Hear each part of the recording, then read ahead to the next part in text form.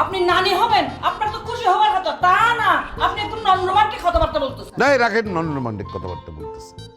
Romantic হবার সময় যখন ছিল তখন তো এই দুটো খালি মারামারি করেছে, ঠোকাঠুকি করেছে, আর তাদের মাঝখানে আমাকে রেফারি হয়ে বাঁশি বাজাতে হয়েছে।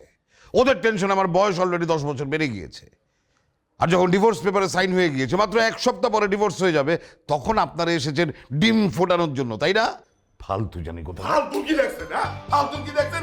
আরে আমার এলাকা হলে এতক্ষণে কাঁচা দিয়া এক মুখ দিয়া তা দিয়া আপনার কলাটা ফালাই দিতাম। আপনি এইভাবে কথা বলছেন কেন?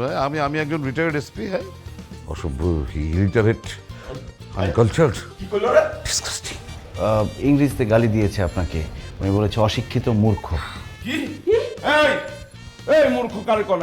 আর আপনি জানেন আমি 3বার পরীক্ষা দিয়ে ইন্টারমিডিয়েট পাস করছি। হ্যাঁ আচ্ছা আচ্ছা আচ্ছা বাবা, আপনি চুপ করুন, আমি ওনার সাথে কথা বলছি। তুমি কি কথা বলবে? হ্যাঁ, তোমার তো কথা বলার জায়গাই নেই। মা এরকম করে কথা বলতেছো কেন? After all we are still husband and wife.